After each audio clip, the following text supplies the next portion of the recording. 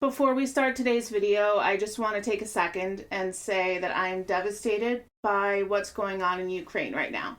And my heart really goes out to all Ukrainians, whether you're there in Ukraine or around the world. I stand with Ukraine, and if you feel the same, I hope that you check out my description box where I'm going to put some links for places that you can donate and contribute other kinds of support or maybe find out some information about what's going on. I love you, Ukraine, and I am praying that peace will come as swiftly and effectively as possible.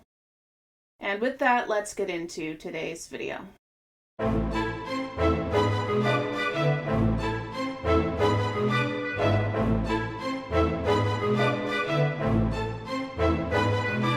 Hi, my name is Hannah. I'm yelling already. Hi, my name is Hannah. Welcome back to my channel, Hannah Needs to Yell, and today I need to yell about, please, for the love of God, can we deplatform James Charles already? As the old saying goes, pop, sick, squish, Cicero, lipshits, he has it coming. I am very serious about this, by the way. I'm going to try my best to throw in some jokes throughout this video for a little bit of levity, but this situation that I'm talking about today is not a joke. There is a story out there that is very alarming to me that has gone incredibly underreported in my opinion, and the drama channels and like news gossip websites that have talked about this are treating it like another little James Charles scandal, but no. This is officially beyond like a little influencer drama about clout and likes and shade and all that bullshit. This is about James Charles repeatedly promising that he's going to clean up his act and repeatedly breaking that promise and endangering young men in the process, and it has got to stop. Let me tell you about this situation that sparked my rage about James. In December of 2021, just a few months ago, on Christmas Day, no less, happy birthday, Jesus, a TikToker named Ricky Murda, who had just recently turned 18, posted several TikToks about his experience with James Charles. He said that James had reached out to him on December 21st, asking for his Snapchat, and we all know what James does on Snapchat. Ricky didn't respond, but he did make a TikTok showing his fans the DM from James because he thought it was funny. James didn't think it was funny, and he wanted Ricky to take the TikTok down. So what did James do? Did he nicely ask Ricky to remove the TikTok because they're both adults and that's the adult way to behave? No. He blackmailed Ricky by threatening to release his nude photos if he didn't take down the TikTok. Hear me again. James Charles threatened to release a just-turned 18-year-old's nude photos over a TikTok, which some would consider extortion, which is a crime. And if James had followed through on his threat, it would have been revenge porn, which is also a crime. Why is nobody talking about James Charles potentially committing crimes? Now, there's a lot more to this story, including Ricky's response to James and a third party that gets involved, and we'll get into the details of this story as we go. But this situation was the straw that broke the camel's back for me. So if you're asking, why are you making this video now? Why should James get deplatformed now? He's just been sitting quietly in his corner doing his thing since he came back in July. Can't you just let him be? No, I can't. Because the last time James was called out, it was not about his public behavior. It was about his allegedly inappropriate and allegedly illegal interactions that went on privately between himself and guys, especially minors. We know this. And this example with Ricky Murda just happened around Christmas time. From July to December, when James was supposed to be proving that he had changed and learned and grown because of the work that he did during his break. We, the public, were not able to verify whether or not that was really true because the changes had to do with his private dating life. We needed to be shown some kind of public proof of what was happening privately. Like James, I don't know, introducing us to a new boyfriend of his, or, unfortunately, a leak like this story with Ricky Murda. And as it turns out, this story shows us everything we need to know about whether or not James has actually changed. This one guy's story touches on all of the different things that James has been promising to stop doing for years. And somehow, after years of criticism, he's still doing them. Now, I want to be very clear about something because my channel is pretty new and a lot of you are new subscribers to me. I am not usually somebody to call for deplatforming. And on that note, I use the word deplatform deplatforming a lot throughout this video, but I think that a better word for me to be using is boycott, or if there was such a thing as a semi-permanent deplatforming, because as much as I want James off social media for a long time, I would like there to be a world within which, speaking ideally here, he can grow and change and make the changes he needs to make, and then be able to come back to social media and tell his story and inspire other people's growth. Since a real deplatforming can only be permanent right now, I guess what I'm really looking for is a cancellation or a boycott. Like, this is not a video that is meant to get Susan from YouTube to do anything other than maybe permanently demonetize his channel. Maybe we could do that instead of taking it away altogether. As much as it's meant to be a wake-up call to the audience that, yeah, he's still out there, he's still doing shit, and his subscribers are still growing, and that's a problem. I don't know. Ultimately, moral of the story, I don't know if deplatforming is the right word that I should have been using throughout this recording. Alas, I did. My apologies, and just please keep that in mind as you watch. I am a huge believer in second, third, fourth, fifth chances because I know that people can change. When I was in college, around James's age, I went through a massive ideological transformation. I am almost the opposite person now than I was when I left high school. So I know that people can change radically, especially during this time period of being like 18 to 22 years old. I have always been somebody to hope that James's eyes would someday be opened and he would experience some of the same kind of change that I experienced when I was his age. With every apology, except for the last one, I've given him the benefit of the doubt. I've given him time to prove himself. I have waited and watched and looked for observable, tangible evidence of his internal change. But after 5 years of patience and chances and hoping for the best, multiple massive cancellations and logic-defying rebounds, and the past few months of him not causing public drama, just behaving himself over in his corner and looking like he might have learned this time. To see this disgusting, possibly criminal story come out about the way he was acting toward Ricky Murda, to see that this is how he's acting in his private life behind the scenes where he thinks nobody can see him, I've had enough. We've all had enough. Besides deplatforming James Charles, I do not know of another way to get through to him. In my opinion, and based on my extensive, dare I say, meticulous research, James Charles is continuing to display behavior that has been a long-term pattern for him. Most importantly, him continuing this unacceptable behavior means that he is out there hurting people after promising not to. And based on this story with Ricky Murda, on top of everything else I'm going to show you in this video, I truly believe that he is a danger to others while he has his platform. I also truly believe that James Charles is capable of radical change. But unfortunately, if the last 5 years are any indication, no matter how many times James is called out, that change is not going to happen while he has his gigantic public platform. So, for the benefit of his audience, for the benefit of the social media community, and for the benefit of himself as well, it is time to deplatform James Charles. For real this time. Now, I originally wanted to make a concise, 20 to 30 minute video, just rapid fire going through a bunch of stuff. But the more I researched James Charles, his history, his scandals, his patterns of behavior, especially the stuff that happened before I was paying attention to the beauty world here on YouTube, the more I realized there is a ton to discuss here, which is why I've been gone for over a month. So, hi new subscribers. I meant it when I said I upload sporadically here. I realized that in order to address everything well, I could not address it quickly. And if I'm going to be so bold as to claim that we need to deplatform James Charles, I need to back that up. Now, as you all know, I am no detective, but I am a meticulous bitch who took meticulous notes. So I'm going to be making a series, and we're going to discuss all of it.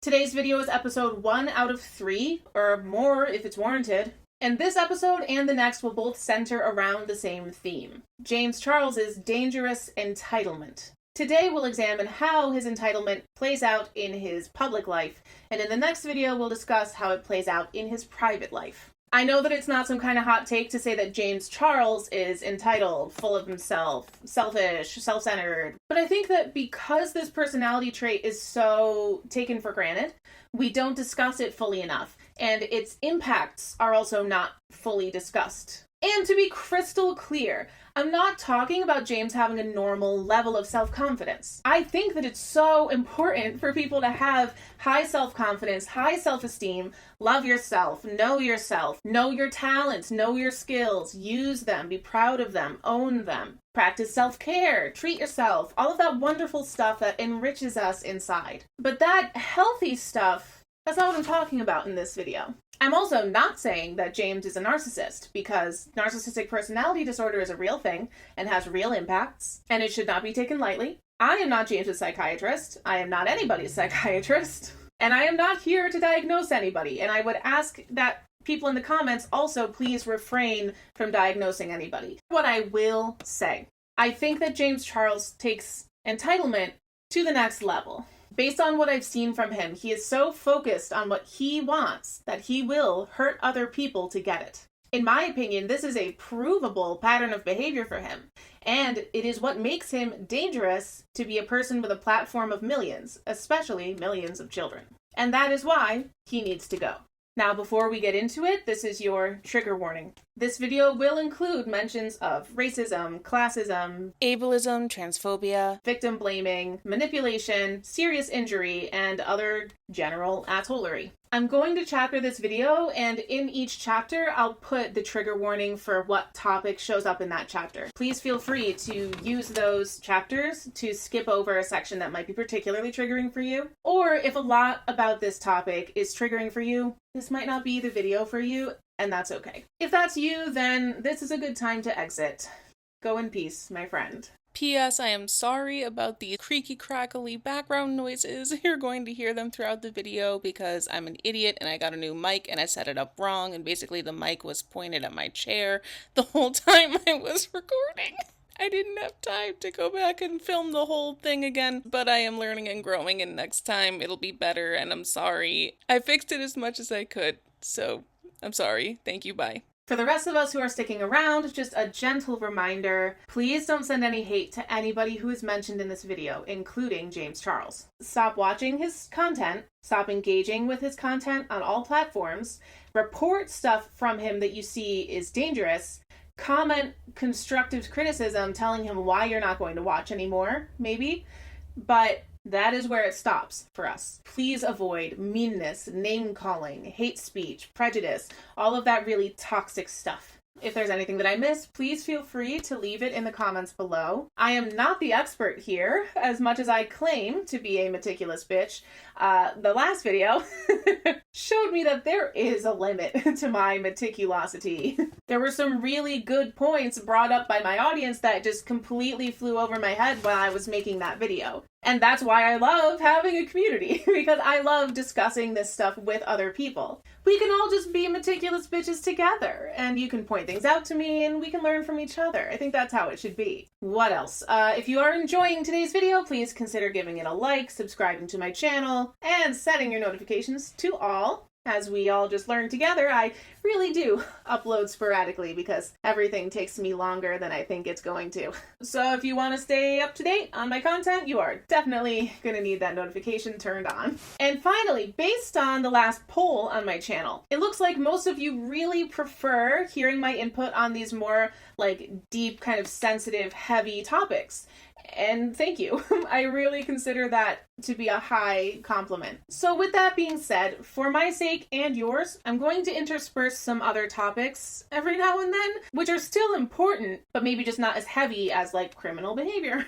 But in general, I just want you to know that I am happy to keep deep diving into these heavier topics. The only thing is, my big creep show art video that I worked on for like a month got bumped down in the monetization. It went from a green $sign to a yellow $sign, which means that I'm like not making any money from that video anymore. It also means that YouTube is not pushing it out to as many people to watch anymore because they're not making money from the video either, which is why I'm not making money from it anymore. It's kind of my fault because I didn't censor myself in that video, but I don't like to censor myself too much. Anyway, it makes a big impact. If we're going to continue talking about deeper, heavier topics, then we need to talk about starting a Patreon. And you guys are already such an amazing audience. Like, I am so thrilled by the conversations that I've had with you all so far.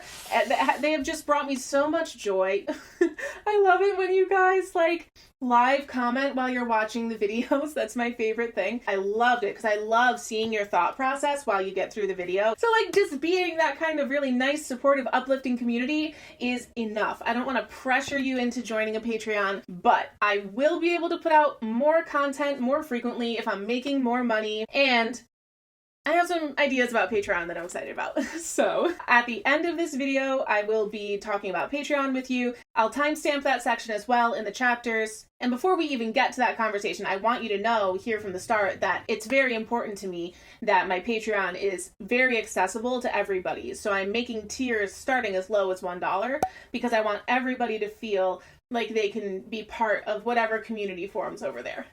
I'm going to save that conversation for the end of the video. We were going to talk about some Patreon ideas I want to share with you if you're interested in taking your support of my channel to the next level. And I'm very excited about it. Anyway, that is enough. I'm ready to start the video. Are you ready? Do you have a drink? Do you have a snack? Are you cozy? Are you ready to settle in? All right, let's dive in. Part 1, the first scandals. James Charles's dangerous entitlement can be tracked back to the very beginning of his social media career. I would even say that before the Bi Sister scandal, James Charles was as equally known for his big ego as he was for his makeup skills. This was so true that Jeffree Star, Shane Dawson, and Tati Westbrook felt they needed to feed him a slice of humble pie the size of the Empire State Building. But we have a lot to get through before we talk about that. For now, let's start at the very beginning to see where James's dangerous entitlement began. And I know that these are old scandals and some might even call old tea, but I don't know anybody who hates iced tea. The longer it sits there and steeps, the richer it gets. And being able to see it all with hindsight adds some additional sweetness to the experience.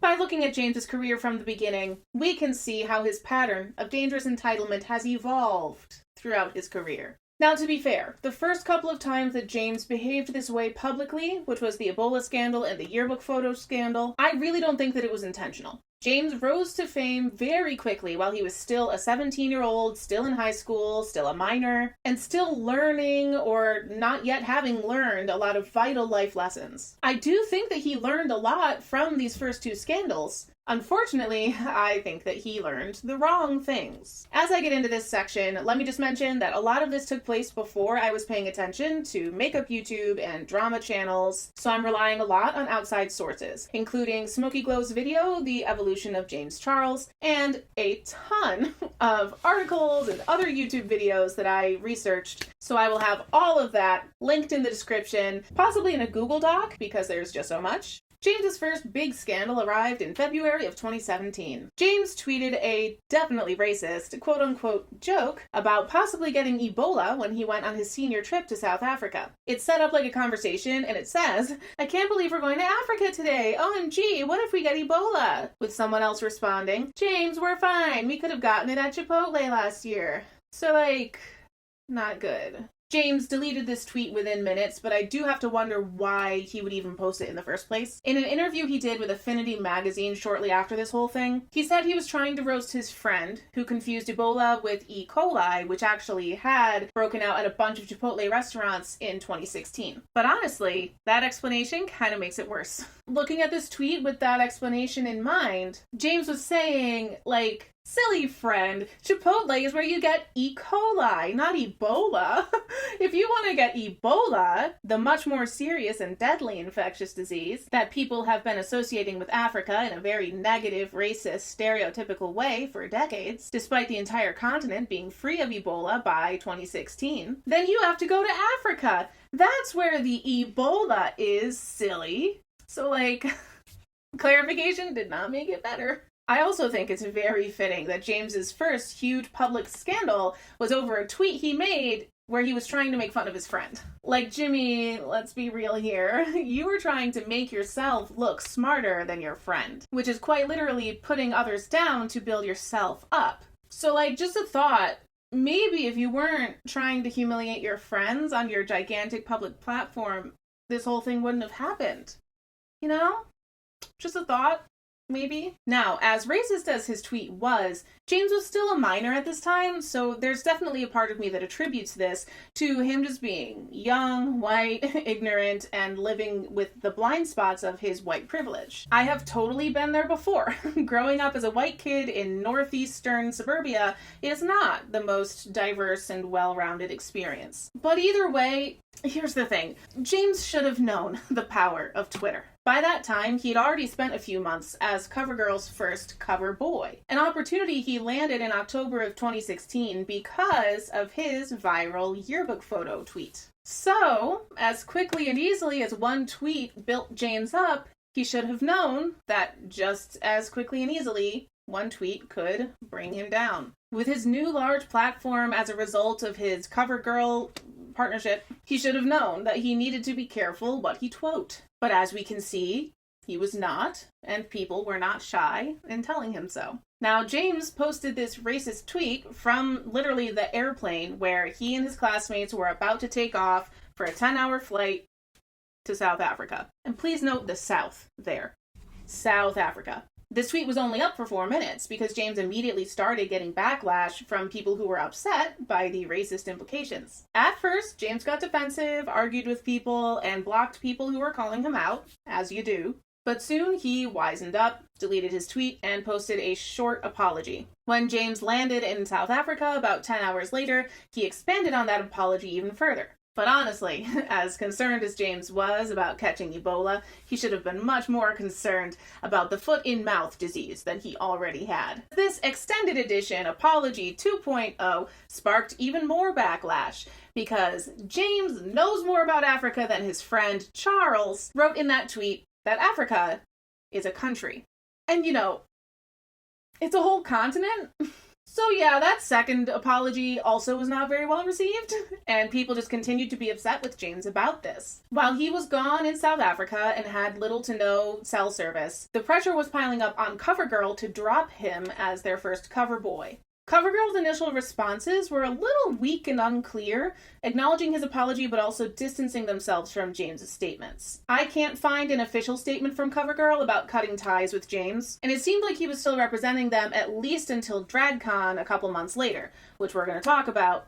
Don't you worry. But it appeared that they did eventually drop him because he stopped appearing in their marketing, and as of 2018, James was talking about their partnership in the past tense. So, after about 10 days in South Africa, James returned home with freshly opened eyes and a changed heart. He posted a brand new apology, and honestly, it was a lot better. It was much more appropriate for the situation, and it seemed sincere enough coming from a 17-year-old. His main point of this final apology was that this trip helped him understand the concept of privilege, made him realize his own privilege in his life, especially because of his platform, and compelled him to think more carefully about how he used his privilege, which was a great lesson for him to learn, and a perfect time in his life for him to learn it, if only he had retained it. Overall, the response to this final apology was pretty positive, although who knows what kinds of replies or comments might have been filtered or blocked. And I want to take a moment here to clarify, in this scandal and most of the scandals in this video, I am not someone who was hurt or impacted by James's actions. Therefore, I am not here to absolve him of anything, forgive him, or accept his apology on anybody's behalf, since it is just not my apology to accept. Whenever I discuss apologies in this video, my only intention is to tell you about the reactions and sentiments of people who were affected and were in a position to accept or deny his apology. While some people were still upset, there was a general overall consensus that James had learned and grown and changed from this experience. So James moved on, directly from one controversy into another. Just a few days later, on March 1st, 2017, James faced a Twitter expose from his friend at the time, Thomas Halbert, another beauty influencer. Thomas felt that he had made James Charles. After finding him at just 1,000 followers, promoting him and introducing him to industry professionals. However, that day, Thomas realized that James had unfollowed him, which James later said was because during the whole Ebola scandal, Thomas had tweeted that he regretted ever being friends with James, so feels a little justified to me. Thomas felt hurt and betrayed by the unfollowing, so he reacted by tweeting receipts that exposed James Charles's come-up story. It was ridiculous, the drama. Just like the level is so high. Over a follow. For reference, as I mentioned quickly before, James was catapulted to mainstream fame just a few months prior, thanks to his yearbook photo tweet from September of 2016, which went massively viral. In it, James shared his yearbook photo, where he had a glistening highlight, and he captioned it, "So I retook my senior photos and brought my ring light with me, so my highlight would be poppin'. I love being extra." This viral tweet caught CoverGirl's attention, they reached out to James, and a month later, James was being introduced as CoverGirl's first cover boy. However, as Thomas revealed, James's blinding glow in his senior yearbook photo was not the result of him bringing a ring light to photograph with, as he said. It was the result of him emailing the photography company and asking for permission to Photoshop his own yearbook photos. I do agree, that is a little bit extra, James. So, something about this tweet has similar undertones to the Ebola tweet, in my opinion. Again, James is trying to build himself up by putting somebody else down. Like, look at me! I'm so much better and smarter than that stupid school photographer. They used such, stupid bad lights and took such shitty photos of me. But I was smart, and I brought a ring light, and look how it makes me glow!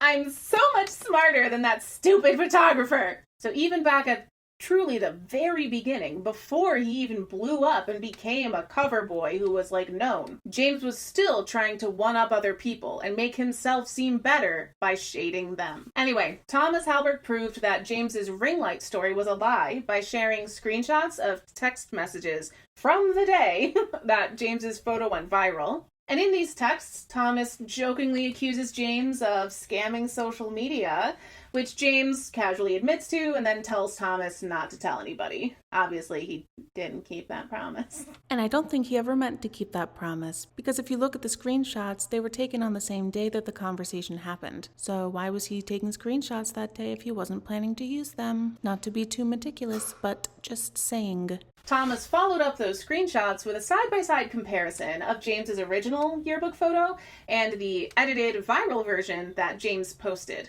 While this expose from Thomas didn't gain the same kind of mainstream attention as the Ebola tweets, they did gain a lot of traction in the world of beauty influencers and drama channels. Especially since this came out just days after the Ebola scandal wrapped up, this situation left people feeling like not only was James racist, he was also a liar and had built his social media career on a lie. Now, to be fair to James, it is not like he knew or expected that that particular tweet was going to be the tweet that went viral and springboarded his career, which is honestly not even a very common thing, that a tweet going viral starts somebody's social media career anyways, you know? But posting on social media is always a gamble. And when you win that gamble because of a lie, of course all the honest gamblers feel, well, like Thomas said, like his come-up was a scam. Eventually, Thomas apologized for his tweets, saying he posted them out of adrenaline and anger. He also clarified that James had indeed gotten his photos retaken,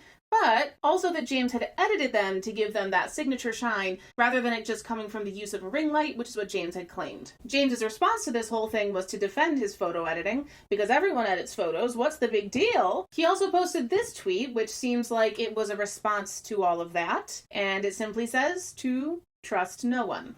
So, what did 17-year-old James learn from these back-to-back controversies? Personally, I think they had an immeasurable impact on him. He got very publicly accused of being a racist and a liar, he got exposed and backstabbed by his friend, and he was in the news for purely negative reasons for 3 weeks. Whether or not he deserved it, this severe, weeks-long dragging had to be such a shocking and even traumatic experience for him, especially since he seems like someone who had previously lived a pretty privileged and entitled life. However, something very curious happened at the same time as all this. Despite all the controversy, James's audience stuck with him. If anything, it seems like all this scandal only helped him grow, considering he reached 1 million subscribers on YouTube just a couple months later in May of 2017. This paradoxical outcome gave James the option to look on the bright side, and it appears he only looked on the bright side. I think that he got distracted by the numbers and the dollar signs. Those few positive outcomes became a powerful medicine to heal the wound of his injured public image. And in a way, it may have been good, like, for James's mental health to have those diamonds in the rough for him to cling on to, but it also probably led to him ignoring those important lessons that he needed to learn. Instead of learning that his huge platform gave him power, with great power comes great responsibility, and he needed to acknowledge that responsibility and keep working on himself so that he didn't hurt anybody else with his carelessness, I think he learned a few different unfortunate lessons. One, I think he learned that being in public scandals helped his platform grow, which helped him profit. So when he was in scandals and felt he was about to lose everything, he could find safety and security in those numbers. Two, I think he learned that Twitter punished him too quickly and harshly for his ignorant tweet. And if they weren't going to give him any grace, why did he need to go out of his way to be kind to them? Three, I think he learned that influencer friendships were easily expendable, so he shouldn't trust any other influencers, as he tweeted. And I think that this comes into play with his future public friendships and his reputation that he had for a while of being a social climber. And four, I think that most of all, he learned that he was the victim. He was a victim of hate mobs and betrayal, and he needed to be protected. So from now on, he needed to focus on that goal of protecting and promoting himself first, and caring about everybody else second. Now, obviously, I don't think that these are the right lessons for James to have learned from these first two scandals, but it looks pretty clear to me that these were his takeaways. Because a scandaling he would go, stirring up drama all over the internet for the next 2 years, constantly drawing attention to himself and paying no mind to the people that he hurt in the process. As they say, all attention is good attention, so I guess that's what he was going for. But attention doesn't help you mature or grow as a person. Part 2. The pattern of behavior. After those first two back-to-back scandals and learning the wrong lessons from them, James spent about 2 years being constantly involved in some scandal or another. He really became a connoisseur of the dramatic. He behaved badly in public and on social media, picked fights with influencers of all sizes, as well as musicians, actors. It really took this time to sample the idea of starting issues of all types with people of all types, just to see what it's like. A little taste test. So yeah, this is a long list of scandals we're about to review. And I'm honestly not even going to be able to show you all of the scandals from this time period, because as much as I am a meticulous bitch with a meticulous list, I am sure that there are some scandals I wasn't able to find in my research, and I know that there are some that I'm leaving out because they're just a little bit too cloudy or too open for interpretation. Now, before we get into this list, let me reiterate. My problem is not with James just having a high level of self-confidence, or having high self-esteem, owning his talents and his skill set and wanting to show them off on the internet. It's not even about him being a self-centered person, since most social media stars are, if we're honest. My issue is with him being entitled to the extent that he is willing to hurt other people to get what he wants. There are harmless ways to be self-centered and entitled on social media. You can do a house tour and show off your luxurious lifestyle in like an attitude of gratitude kind of way, not a rice gum way where you're dunking on people for not being as rich as you. You can vlog yourself doing a fancy spa day or doing some other kind of extravagant self-care, or shopping for designer clothes and bags, or buy yourself a crown and a trophy that says world's best beauty boy if that's really what you think you deserve. And hey, if you want to get a little messy, if you enjoy a little heat from the audience, you can do that in a light-hearted, pre-planned, consensual way. Do a collab video where you're pranking each other the whole time if you want, like, an excuse to be mean to each other. Or, like, an influencer roast session if you want an excuse to insult each other. If you want an excuse to, like, hit each other, you can join in on the influencer boxing trend. Or what's more James's style? Influencer pillow fights? Go ahead, get creative, think outside the box. My point is, if you want to be entitled, you can still do that in a harmless way. You can be controversial without being immoral. Ask a room full of people what their favorite kind of pizza is. You're not brave enough to ask that question, are you? Because it'll turn into a fucking bloodbath. But when you turn those feisty little Twitter fingers toward your audience, toward everyday people, toward celebrities who don't know you, and you start doing hurtful shit to people who did not sign up for it, that's when I have a big problem. And that's what we're going to talk about in these scandals. In James's next scandal, he fully embraced his identity of being a stuck-up, entitled influencer, and possibly a liar. It was just a few weeks after the double whammy of the Ebola scandal, followed right by the Thomas Halbert scandal, DragCon 2017 at the very end of April. James Charles was actually supposed to attend this event as talent and have a booth and do a meet and greet and hang out with fans all day. Unfortunately, he decided at the last minute to cancel that meet and greet because he was feeling sick. Now, I spent a stupid amount of time trying to pin down a very important detail in this story, and still, for the life of me, I cannot find it. If you know, can you please tell me below, basically, where James was when he canceled this meet and greet? Based on people's comments at the time, and based on how James worded his apology, I can't really tell. And to me it matters because I can see it going like one of three ways. Either one, he was at home, he felt sick, he canceled his meet and greet, and then he went to DragCon anyway to go walk around and have fun and meet his favorite queens. I think this is perfectly plausible, but the reason I'm not sure about this is because if he was actually sick, I don't know if he would get such a full beat of makeup on, or you would at least see like tissue marks on his nose or something like that. You know, he wouldn't have looked so picture perfect. Option 2, I can see a scenario where maybe he wasn't feeling 100% that morning, but maybe he was feeling like 75% okay. So he thought he could handle the meet and greet, he got all made up, he went to DragCon, but as the time came closer for that meet and greet, he realized he had drained his energy from 75% to maybe 70%, maybe 65%. We've all done this before, feeling like we're energized enough to go back to work and then realizing halfway through the day that we could have really used another rest day instead. So he canceled his meet and greet, and all the shenanigans that everybody was upset about took place as he was on his way out of DragCon. Or there's option 3, which was suggested by this DragCon attendee. James went to DragCon as normal because he didn't feel sick at all, but when he got there, he realized there would be no line at his booth, and decided to cancel rather than live out their shame. Well, damn.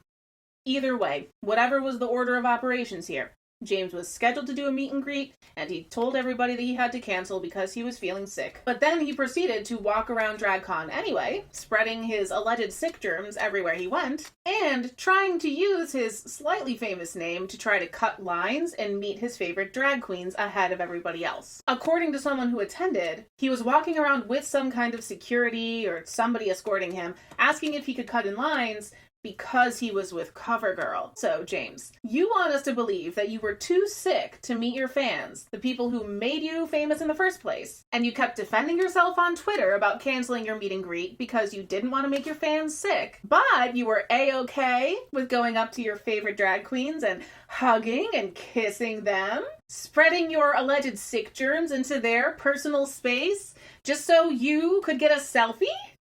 What the fuck? Like, it's different looking back with 2022 eyes, and I know that we weren't in a pandemic then, but you still don't want to spread your cold to people. It's just fucking rude and gross. Remember when I said that James's entitlement put other people in harm's way? This is a very literal example of exactly what I mean. Knowing that you're sick and then getting all up in people's personal bubble is just the rudest shit.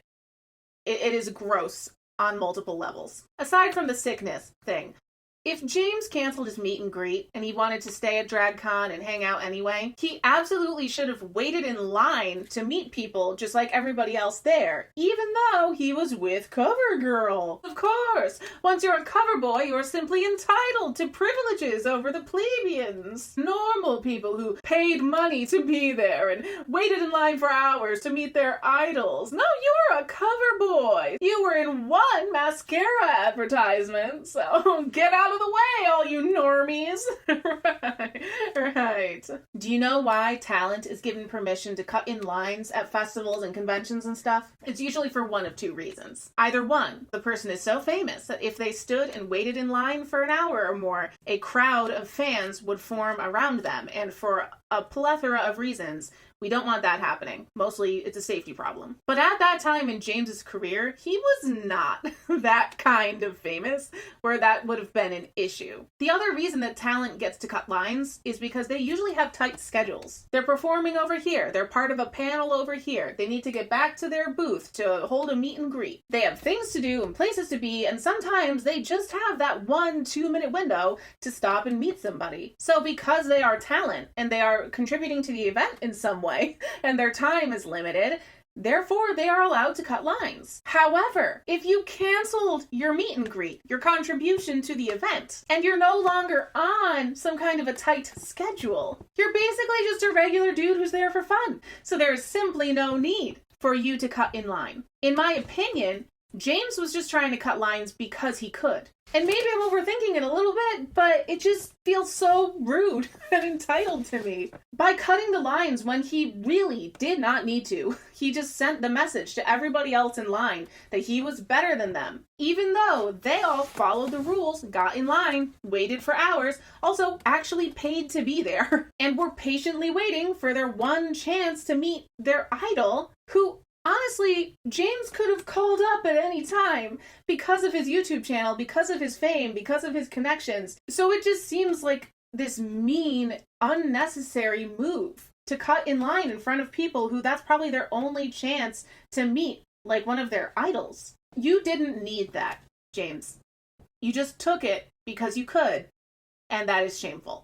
After this scandal blew up, the third in a very short period of time, James took the summer off from stirring up drama. But in the fall of 2017, as the kids went back to school, James went back to his scandaling. In early September of 2017, James went to see the It movie, and he couldn't last literally 5 minutes without causing a problem. Only about 5 minutes into the movie, he started tweeting about how much he didn't like it, prompting Finn Wolfhard, one of the actors in the movie, to tweet back at him, asking the question on everybody's mind, "Why are you on your phone in the movie theater?" This sent a bunch of criticism James's way, and he tried to say that in this situation he was getting hated on for not liking a movie. But that just shows that, to me, he missed the point of why people were mad. I don't think it was just about him not liking the movie. I think people were pissed because his entitlement was rearing its ugly head again. First of all, he was breaking rule number 1, as Finn Wolfhard said, by being on his phone in a dark movie theater,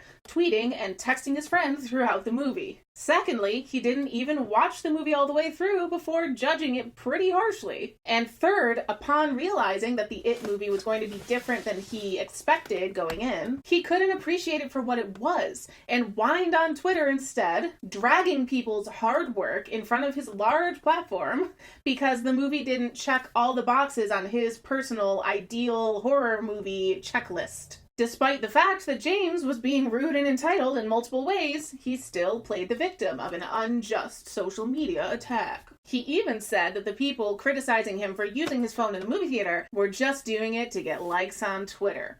His favorite line. After a couple days of this being a thing on Twitter, James made an awkward apology video from the backseat of an Uber, so the criticism started to die down.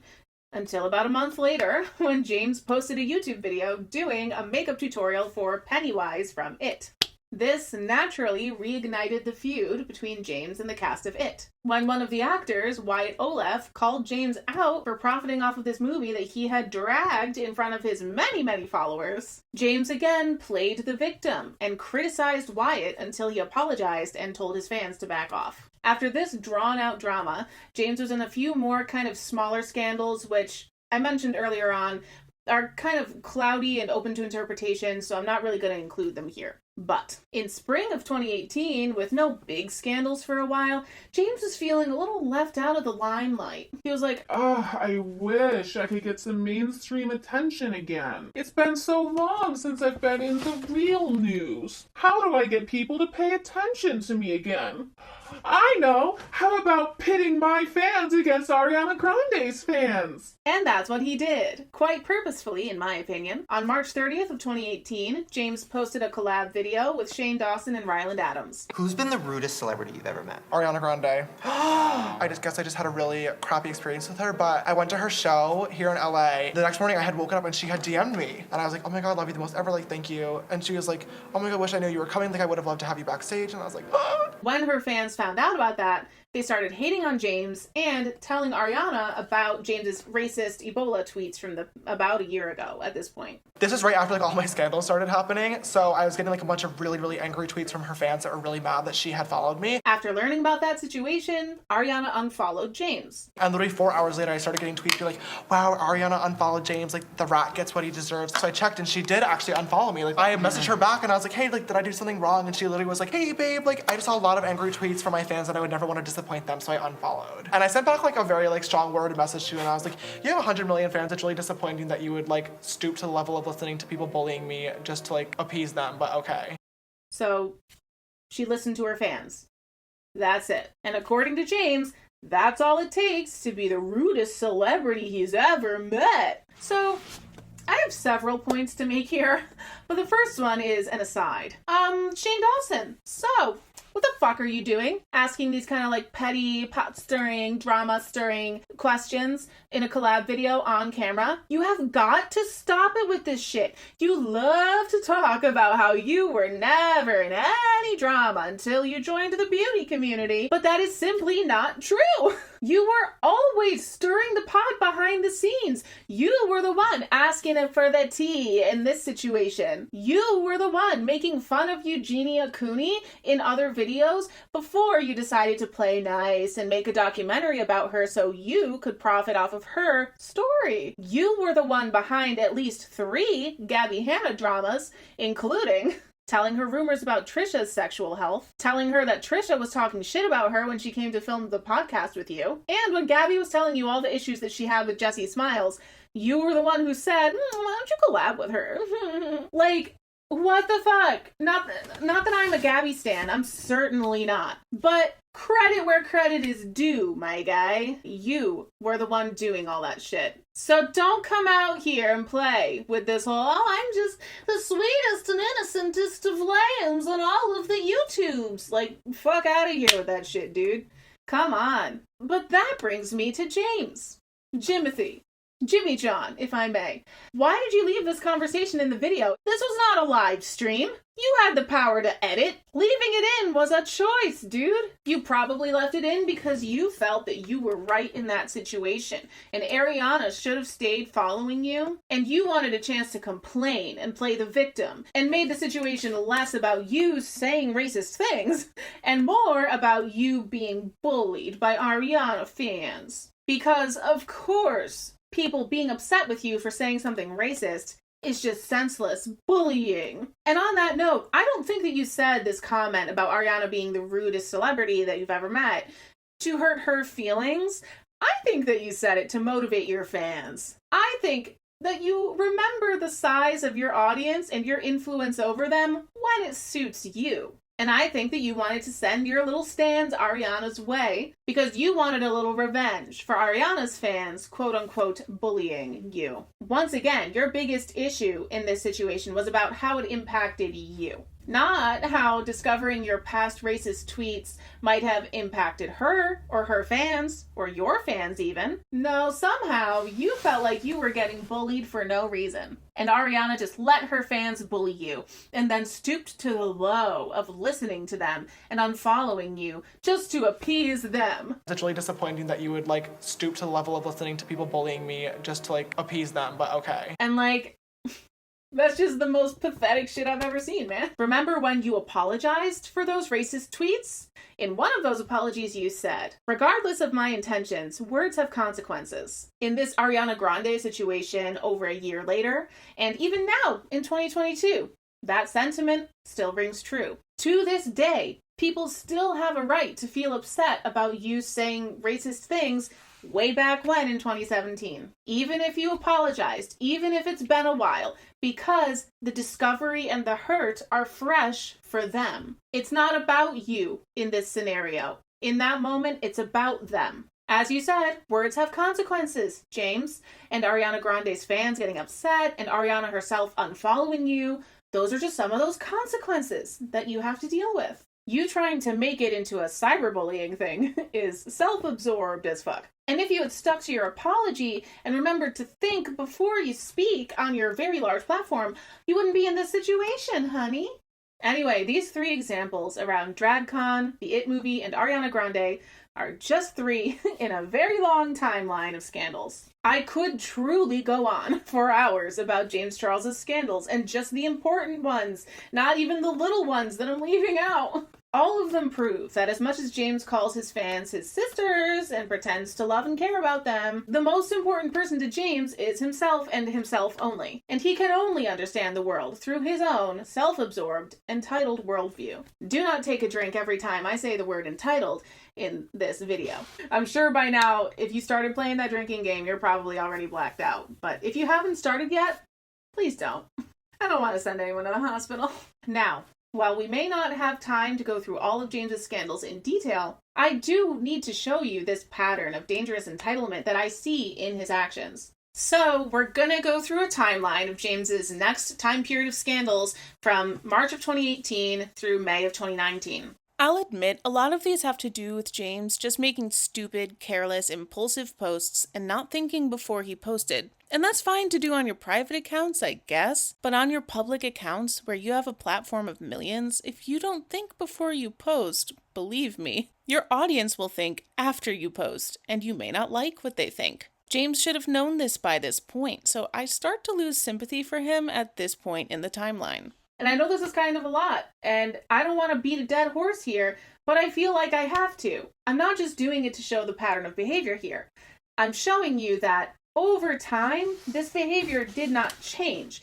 He did not grow. He did not learn. He was not showing remorse. He was not working on himself. And aside from a few kind of forced fake apologies, he wasn't even pretending to apologize for a lot of this stuff. Leading up to May of 2019, these actions only increased and escalated. So it's important to take a look, to dive into this, and to drink all of that iced tea. Because I'm pretty sure there's no other way to get it through James's thick skull that this is a problem. In July of 2018, James tweeted that slow walkers are the worst people on the planet, with no context given, just insulting people for no apparent reason. Somebody had the audacity to reply to him and offer another perspective, saying some of us have chronic pain and other disabilities and have no other choice but to walk slow. But instead of listening to another point of view and expanding his worldview beyond himself and his experiences and his schedule, James decided to let his ableist side show, rather than considering that his walking pace is not more important than accommodating people of all abilities. And maybe as the able one, he could just walk around someone who's going a little slower than he likes. Instead, he quote tweeted that person's reply and said, "This is the most annoying tweet of the century."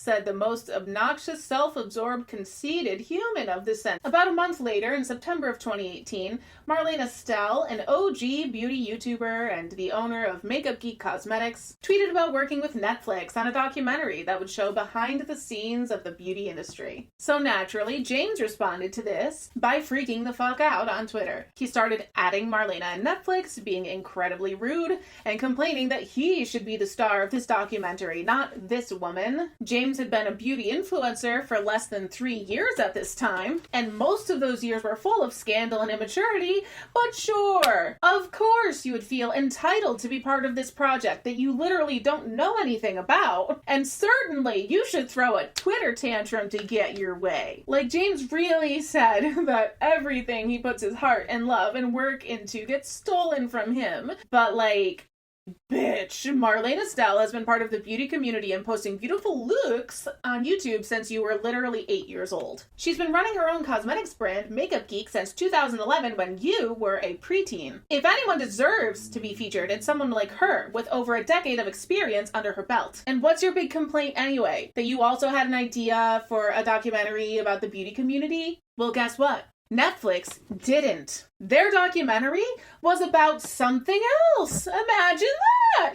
Marlena was invited to be featured on Netflix's docuseries called Broken, and the episode that involved her had almost nothing to do with influencers. It was about Makeup overproduction and makeup counterfeiting. It's actually a very interesting episode. I highly recommend that any makeup lovers watch it. This little self-absorbed, stuck-up 18-year-old is out here making a fuck ton of assumptions, pretending this is all about stealing from him, making himself a victim of something that doesn't even exist, when literally this has nothing to do with him. Like, fuck out of here, James. Or be mad if you want, but keep it private. There was no need for you to post that rant and drag Marlena like that. It was absolutely disgraceful. It was embarrassing for you, not Marlena. Next up to bat, in October of 2018, Shawn Mendez, who is straight by the way, was doing a live stream where he was juggling. Out of nowhere, James Charles commented, "Can you juggle me like that?" Which is, you know, a little forward. Shawn ended his live stream shortly after James's comment, which made everybody mad because they thought that James's comment was the reason that he ended his live stream. James tweeted a sincere seeming apology, and then Shawn DM'd him to clear the air, actually. So the two of them were good by the end.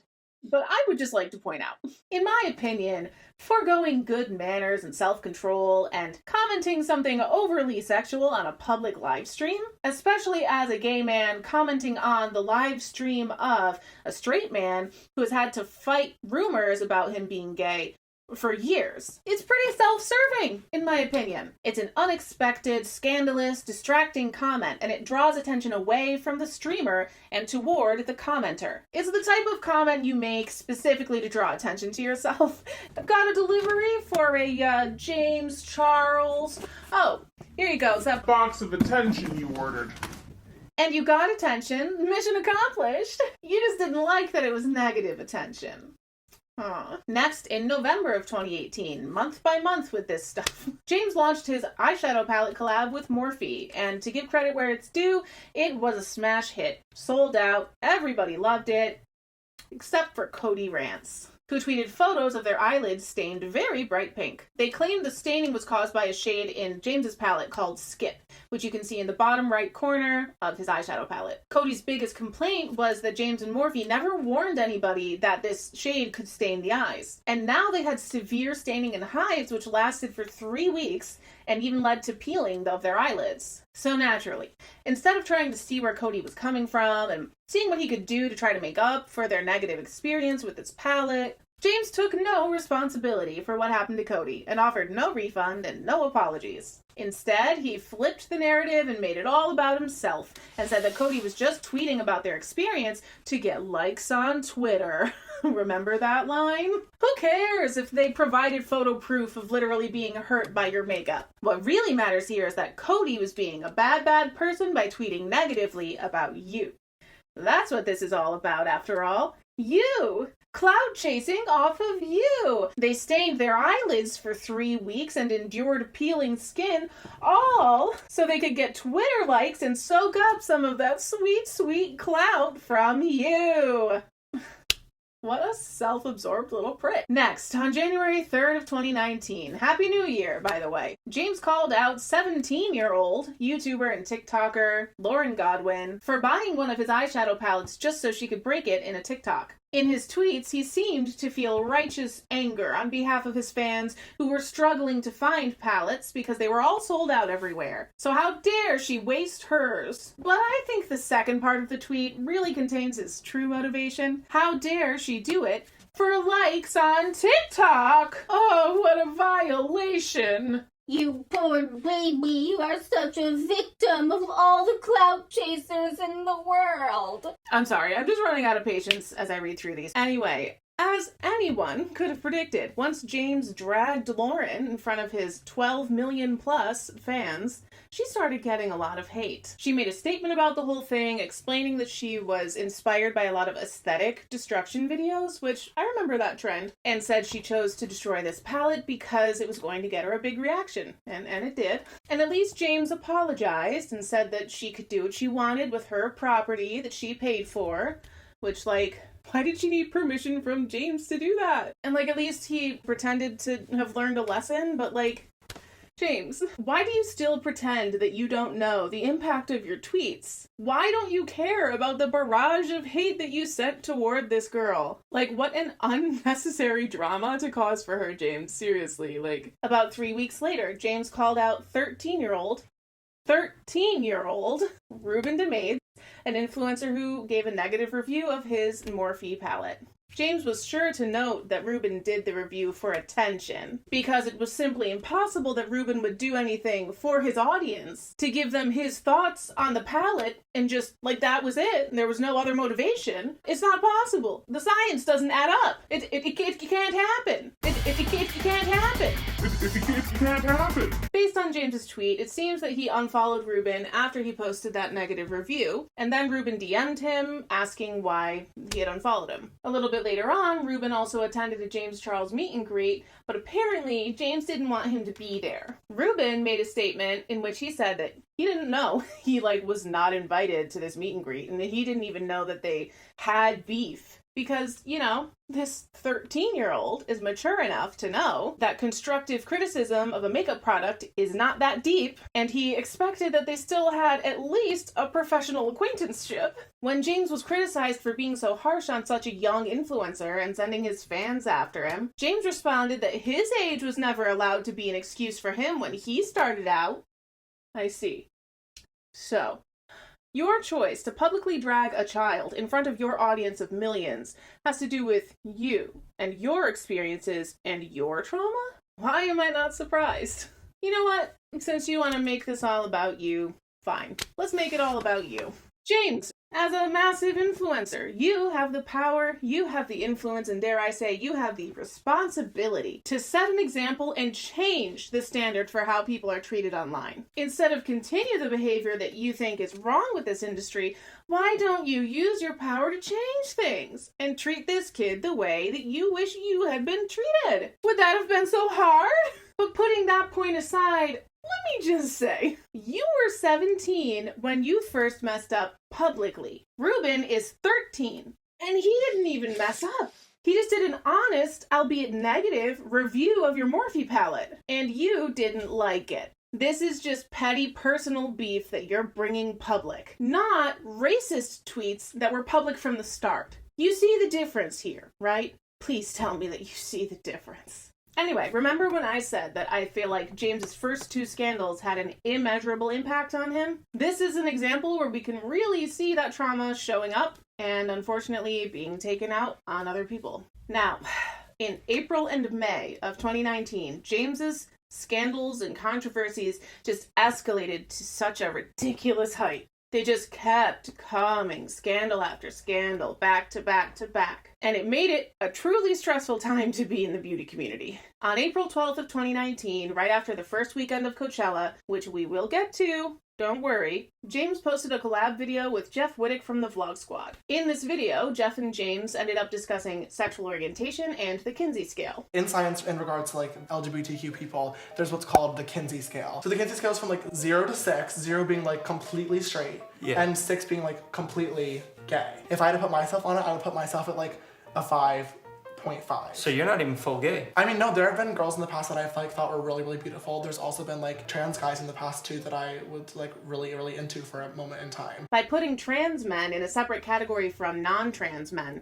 James invalidated their gender identity, which several people pointed out to him on Twitter. To be honest, this scandal actually ended pretty well. James was able to quickly apologize for this one without making it all about himself, and it seemed like a sincere enough apology. So I'm really only including this scandal because it added to the frenzy that surrounded James leading up to the video that shall not be named yet.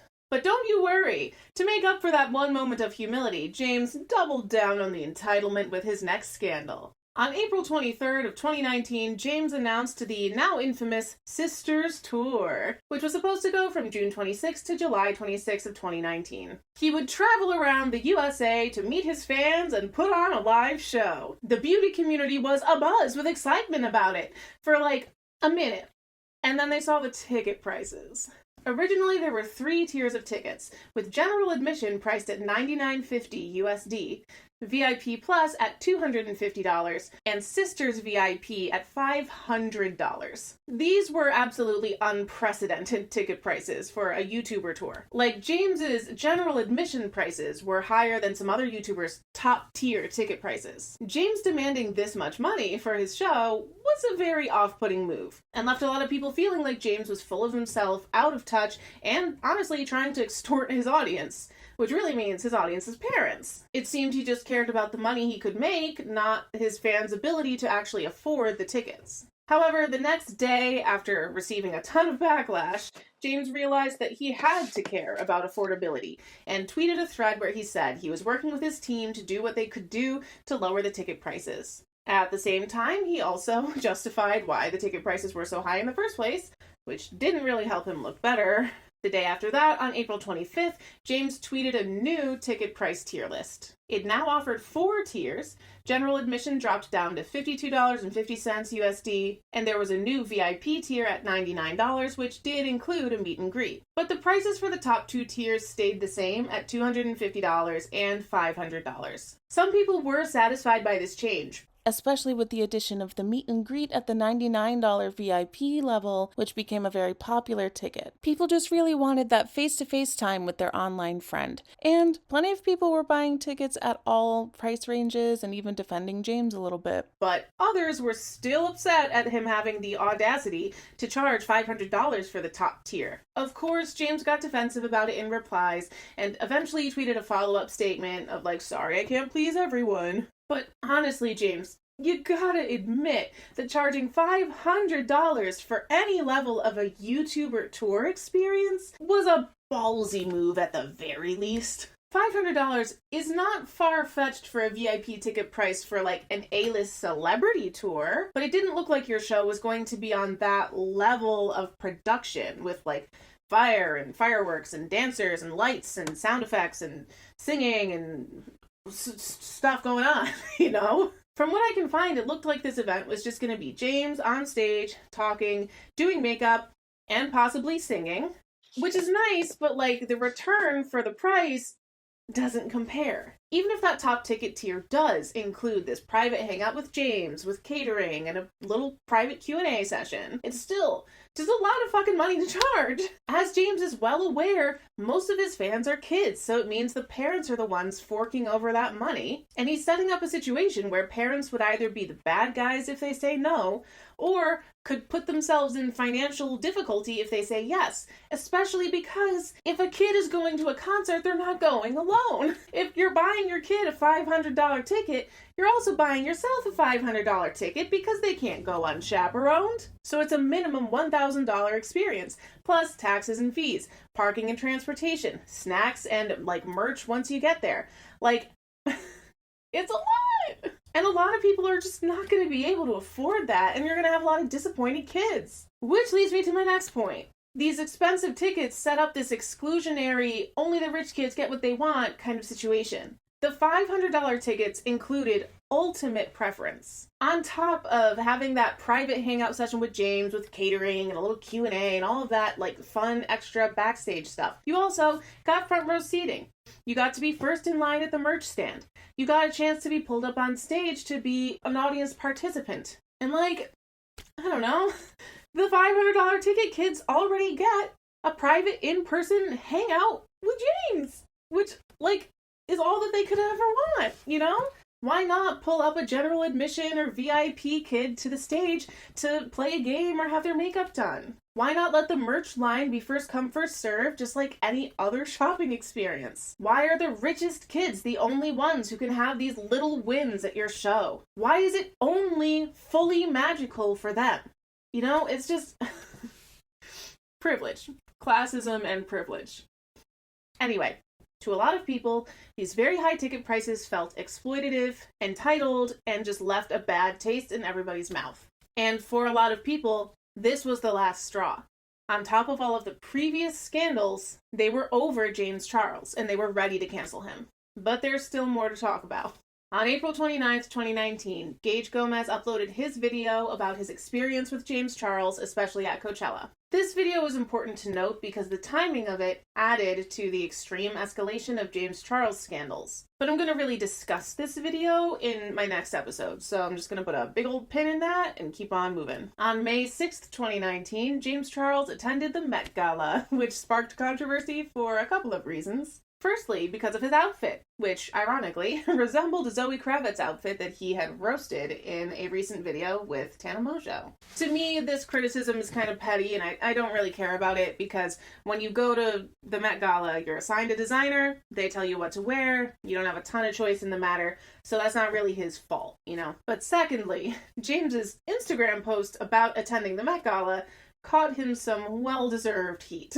In his post, he said that by attending the Met Gala, he was a catalyst for getting influencers more representation in mainstream media. Because, to him, apparently, social media influencers didn't get enough recognition and deserved even more fame and money than the millions and millions of followers and dollars that an influencer like him had. It's like he's not even a real person at this point. He's like, if someone came up with a caricature of the worst possible kind of influencer, and he's being that, but he's not even being it ironically or satirically. He's serious. It's really bad. So, about this Instagram post, two things. First, the idea that influencers should have more mainstream recognition. I mean, I think there is a discussion to have there. Just based on fan tweets alone, asking like why James was there and saying he wasn't famous enough to be there. It does kind of make me wonder why there's this divide in social media fame versus mainstream fame, which fame is the most important fame, and why are people not considering social media fame to be as valuable as mainstream fame? I don't know, but you know, we could talk about that. But social media, where James had his social media fame, was not really the place to get on a high horse and demand even more recognition. But secondly, the bigger point here of James saying that he was a catalyst for influencer representation by being at the Met Gala. It's just silly to me. He's acting like he personally had such an impressive career and was such an advocate for influencer visibility that Anna Wintour herself felt compelled to handwrite him an invitation, nearly begging him to attend her gala as the guest of honor. And her personal carrier pigeon flew it directly to his balcony window, and she ordered him a horse-drawn carriage to pick him up and parade him through the streets that night and escort him to this luxurious event with the proper fanfare. But it really wasn't that deep. James getting invited to the Met Gala was not very personal at all. It barely had to do with him. Anna Wintour and the co-hosts invited top people at YouTube and said that they could choose some influencers to invite along as well. It was much more about the suits being there than it was about the influencers being there. One of the people that YouTube chose to send was James, but he was one of several people there who had large audiences. It kind of felt like a high school field trip that only the honors kids got to attend. Yes, he worked to get his large following with a lot of help from the algorithm and the allegedly hand-picked trending page, but otherwise the only way that he earned his invitation was by being a commercially attractive YouTuber in the beauty and fashion space who had a large audience. Going by those qualifications, YouTube could have picked a lot of different people to go. Manny MUA, Jackie Ina, Jaclyn Hill, Nikki Tutorials, Laura Lee, Jeffree Star, just to name a few. But James's subscriber count beat them out, so he got the invite. He wasn't personally invited to the Met Gala to be a catalyst for influencer recognition. If anything, Anna Wintour was the catalyst for influencer representation by inviting YouTube and YouTubers in the first place and valuing YouTubers and standing them up alongside mainstream celebrities. Instead of acting like he did this somehow, he should be thanking her. But in his Instagram post, James only thanked YouTube for the invite. Not Anna Wintour, not any of the co-hosts, not even the Met Gala in a general sense. He just made it about himself again and acted like he really did something and he should be praised for getting a second-hand invitation as YouTube's +1. Like, take several seats, James. Come on. Finally, if you know your YouTube history, you know what comes next in this timeline. Part 3.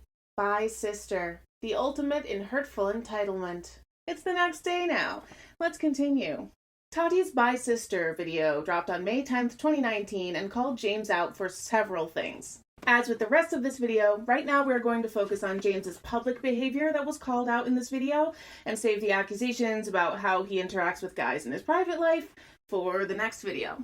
So let's review the facts that sparked Tati to make Bi Sister.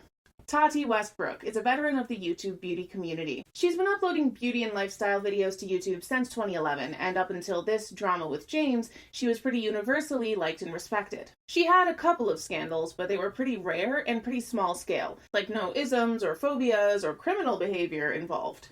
You all inspire me. I'm a really big crybaby. That's why I don't do this.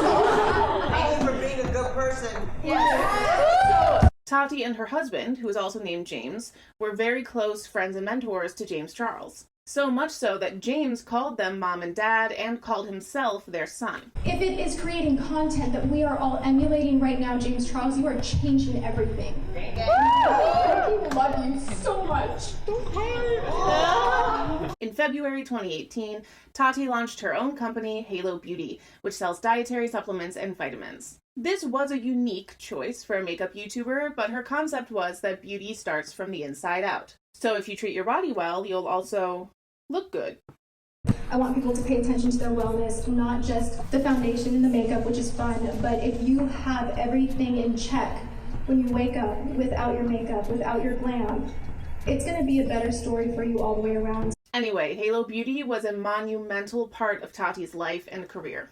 Based on how she talks about it, I think she's the type of person who sees her business as her baby. She treats it with that level of care. And to be honest, Tati has been open about her fertility struggles, so especially during this time in her life before she started fertility treatments to try to have a human baby, I can absolutely see why she would be very protective over this company, kind of as the baby in her life. Fast forward to Coachella 2019, which took place over 2 weekends in the middle of April. As a preface, I am basing the timeline of events here on James's video, No More Lies. Not because I'm biased toward James here, but because in that video, he does provide some very solid receipts of the order in which things happened. My friends and I all attended Coachella weekend 1 from April 11th through 15th, and I had an artist pass provided to me by a brand. Artist passes are not available to the public to purchase. You can only obtain an artist pass from one of the companies that's attending, and usually that's as part of a business deal. Or you can get one from one of the musicians themselves if you're one of their personal guests. Otherwise, there's no way to get them. During weekend 1, James also brought along Gage Gomez as his guest. At Coachella, I had drama with a boy that I had been talking with for 5 months prior,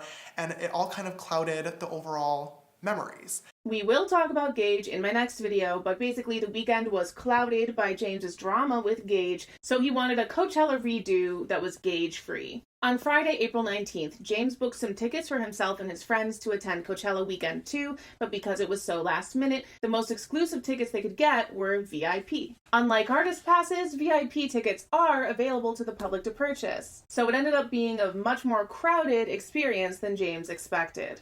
When we walked into weekend 2 with me and my friends on Saturday, April 20th and Sunday, April 21st, we noticed that there was a major difference in the crowd. We were in the VIP section and I started getting mobbed really quickly. He felt it was becoming an unsafe situation for him and he started to panic. In that moment, James either had to leave Coachella altogether or find an artist pass so he could go to those more exclusive, secluded areas of Coachella. I had remembered from weekend 1 that my friend Nikita, Dragon, who I was with a lot of the time, was brought by Sugar Bear Hair and had an artist pass, personal security, and backstage passes and was very taken care of and safe.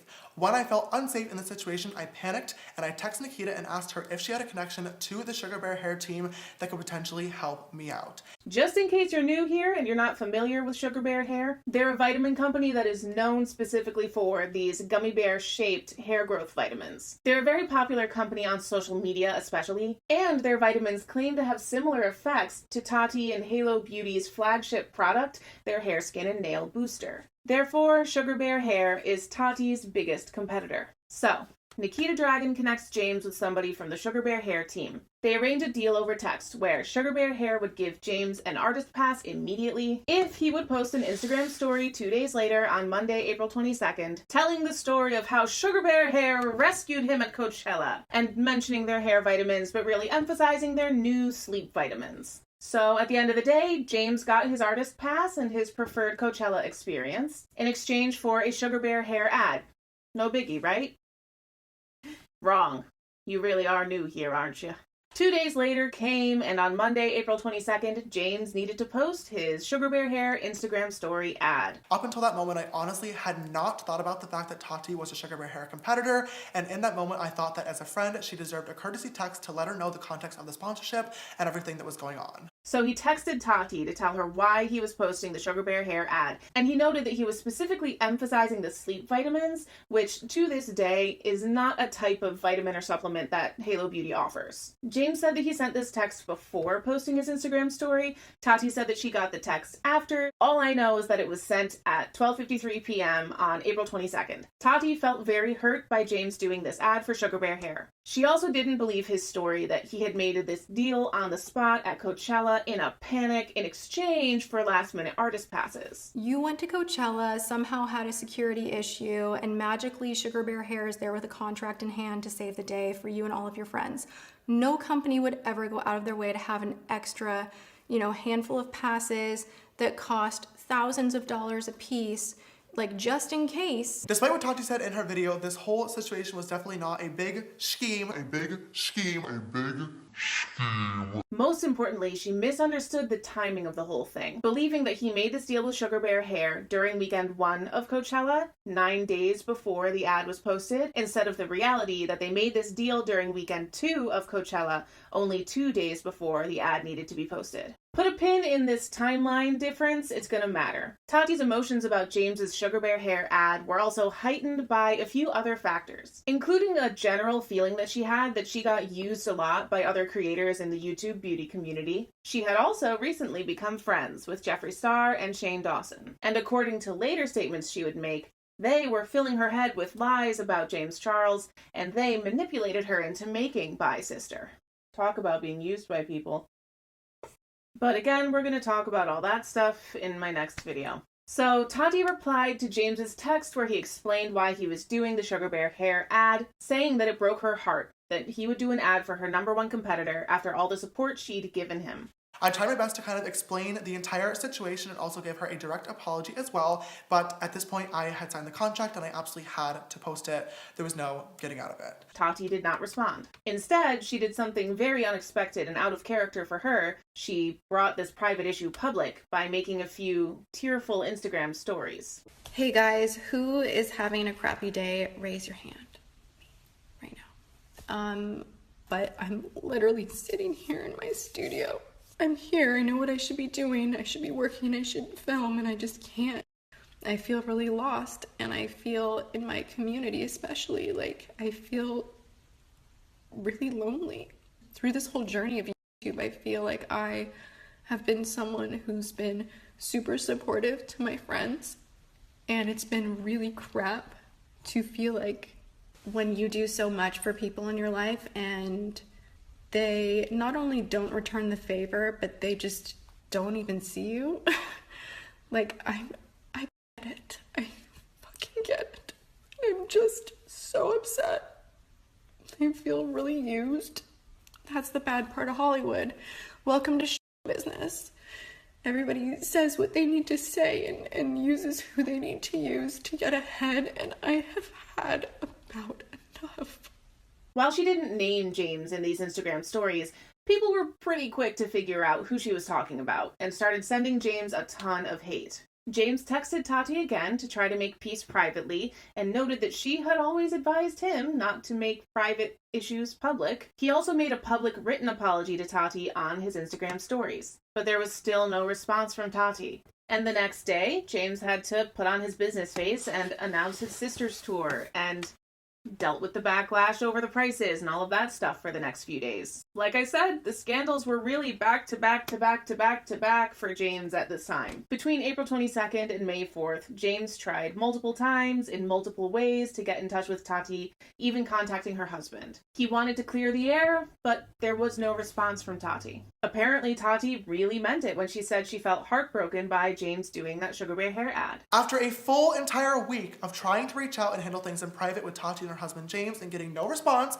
I figured at this time it'd be best to just respect their space, give them their privacy, and that whenever Tati was ready, she would reach back out to me to handle things in private and hopefully move on with our friendship. In total, Tati left James on red for 18 days. So I don't really know why she was mad about what she thought was like a 9-day gap between making the Sugar Bear hair deal and posting the ad when he didn't reach out to her.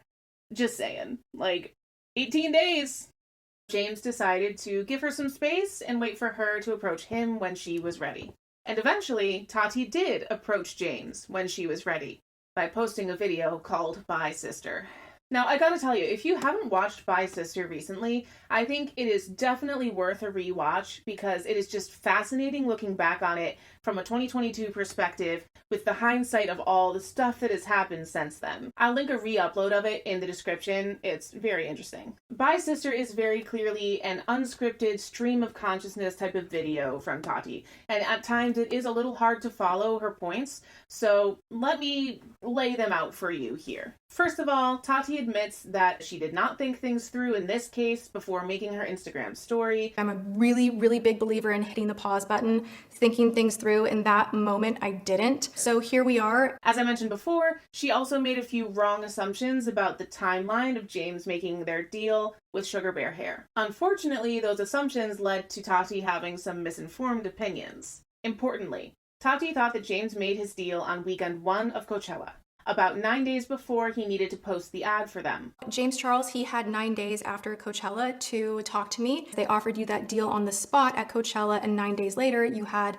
the stories. And that leads me to believe that this was orchestrated beforehand. So he had to come up with a very clever story and didn't tell me right when he got back, but after the little bit was posted on their launch day. You sold out me, but you threw away our friendship, but you lied to me, made up a story. You knew this would be embarrassing for me. Under this false pretense, Tati took offense at James having over a week to get in touch with her, warn her, explain what was going on, apologize, make amends with her, etc., but then chose not to do so until the day of the ad, and then the text that he sent to her felt like a careless afterthought. It was so quickly glazed over, and then it hopped back into, I've had the most stressful week of my life with boys, I have so much anxiety, and it's like, dude, you were with me, you know what I went through to bring everything to life, the risk involved. So when you pair up with my #1 competitor, it's embarrassing to me. Is it gonna crush my business? No. But it's embarrassing, and you know that. Now, had Tati responded to James's many attempts to reach out to her, they could have at least ironed out the timeline of how things happened. But Tati didn't respond to James for a couple of reasons. The moment that everything kicked off, he started panicking, he was texting me, and then it got increasingly demanding. And I don't deal well with someone telling me that I need to accept an apology on their terms to fix their problems. When you can't have any emotion for the other person who loves you so much, and all you're caring about is your image, I'm not okay with that, and I need to take a time out. And I agree with her a little bit about this point, but only in reference to the texts that were sent on the day of April 22nd, the day when he actually posted the ad. There were 1 or 2 texts on that day where James seemed a little pissed off by her Instagram stories and people tweeting about the situation and sending him a bunch of hate. But other than those 1 or 2 texts, in my opinion, most of James's communications with her and her husband were pretty respectful. And sorry to keep alluding to the second video I'm going to make about this, but we've seen James be demanding, and these texts do not look like the demanding version of James Charles that we have come to know. Anyway, the second reason Tati did not respond to him is because she saw that he was talking to drama channels about this situation. I knew that I needed to talk to James, and I changed my mind very, very quickly when I found out that he had been giving his side to drama channels. He had been in contact with plenty of them. I immediately knew that this was all about damage control and had little to do with his care for me, because I just don't think that he does. Most importantly, Tati says that her issue with James is far deeper than just an ad. This is more than just a sponsored post. It has layers. Tati felt particularly betrayed for several reasons, because he knew how important Halo Beauty was to her. You saw me during my launch. You know what happened. You know about the coordinated event that happened. You were with me. You know what I went through to bring everything to life, the risk involved in going into a category that no one wants to get into because it's so hard and challenging. It's not a palette. It's not something that people buy multiples of. People are not going to buy a hair vitamin from over here and one from over here, because that would be too much for your system to handle. Because of her past conversations with James where he had dissed Sugar Bear hair. If you don't have my back, at least have your subscribers back. Have some loyalty to that fan base who has put all that money into your bank account instead of lying to them. You say you don't like the brand. You, I'm sure, hadn't tried the product for more than a week. Him saying that he's had anxiety and this has helped him sleep, which no, he didn't say it was an anxiety pill, but I think alluding to that to children with a vitamin that looks like a gummy bear that tastes like candy, like, my mind is freaking blown, you guys, because I don't think marketing sleep pills to children is like a good idea. And most importantly, because she felt used. I wrapped as much love as I could around this kid, more from like a parental stance than like a best friend stance. A lot of people online were crapping all over him back in the day, and I was constantly like, you're talented, you've got this, keep going. What do you need? How can I help you? Come on my channel, do my makeup. You know, we started talking pre-CoverGirl, so we're talking before everything exploded. My husband, he ran an agency, he was the VP of motion pictures, he knows the industry through and through. He's so gifted with his view of how deals, contracts, business development, he's a master at it. Anytime that James would need help, he'd be like, Dad, what should I do? My husband would spend hours on the phone, looking over contracts, getting him in a better position. I absolutely loved James Charles. My husband loved James Charles. He had an open door here in my home anytime he had a problem, anytime he needed life advice, business advice. I've promoted him. I've supported him. I've put him in so many videos. Every time that I hold up a Morphe item, I always say use code James, because I wanted him to make it for someone that I helped when no one would, asking for absolutely nothing in return, never asking for a payback, never asking for a dime. Any of the deals that were structured, if anyone ever offered a kickback, we'd say no, put it in James's pocket. Help James, help him. You know, anytime I had an opportunity to help him make money, I would. If I could give him advice, I did. If he needed a safe landing, I was here. This is not strategy to me. This is me having someone that I mentored, someone that I cared for, really not care for me and exhibit that. I can totally understand Tati's frustration here. In theory, favors and gifts are freely given, especially when the gift giver is in a better position than the receiver, whether that's financially, status, experience, connections, whatever it is. But it's a lot easier to be generous and do people a lot of favors if every now and then they return the favor. And while they are still favors at the end of the day, done out of kindness and love, not for compensation, I don't think it was that far-fetched or unfair for Tati to think that once James got stable and got on his feet as an independent person, he would start to return the favors. And this theme of Tati feeling betrayed, used, and disrespected by James was by far her biggest point in this video. Now, Tati does make other accusations in By Sister, but again, we are going to save those for the next video. As much as this video and the circumstances surrounding it were imperfect, I think that Tati's main point and her most important sentiment in this rings true. I think she had a right to feel hurt by James's actions. I don't agree with her making this intense of a video after arguably his first offense against her and her brand. But if Tati is the way that I think she is and considers Halo Beauty to be her baby, then I can see why she would react so strongly to James endorsing her baby's #1 threat. Before this conflict with Tati, James had ample opportunity through multiple scandals to learn the lesson that he needed to think before he acted, because his actions impact others.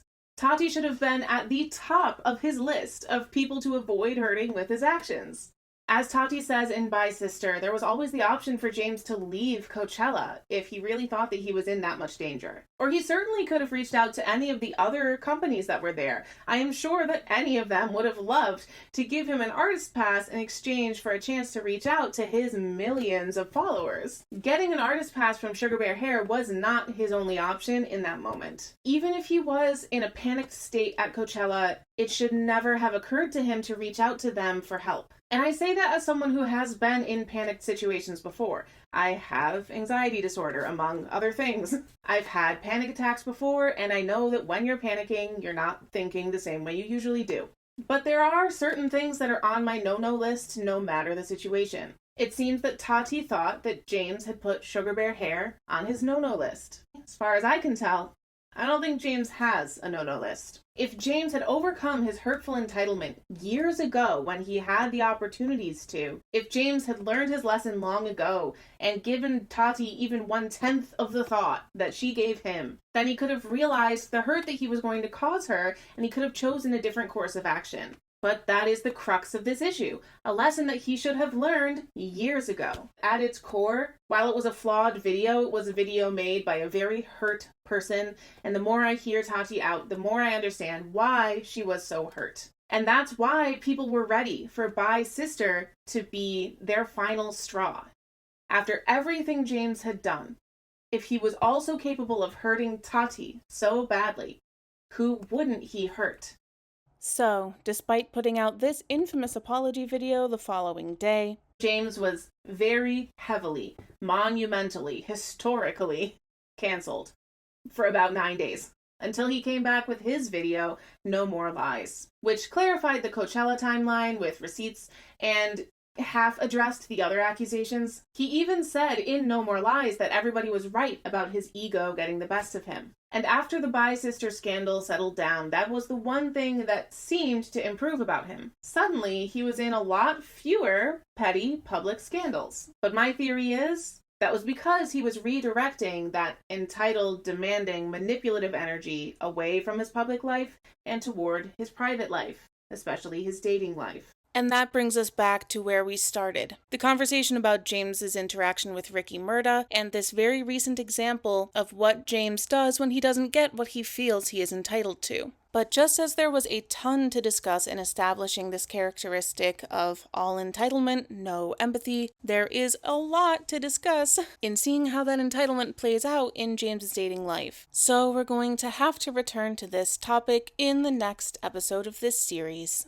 Now, this is not to say that James completely stopped acting dangerously entitled in public life. For example, in 2020, while the rest of us were in pandemic lockdown, not leaving the house, wearing the same mask for a week because of the lack of supply, afraid to breathe too hard because there was no vaccine and tests were impossible to get, missing our families, losing our jobs, afraid of getting evicted, and worst of all, watching our friends and family and communities suffer and possibly pass away from this novel virus. James and his influencer pals were out there prancing around all over town, mask-free, filming videos, partying, playing Among Us, and using up all the rapid tests, and generally flexing their privilege in everybody else's faces. Because they had to, according to them. There was simply no other way for them to make money. Even though James is a makeup YouTuber, and makeup is done at home by yourself.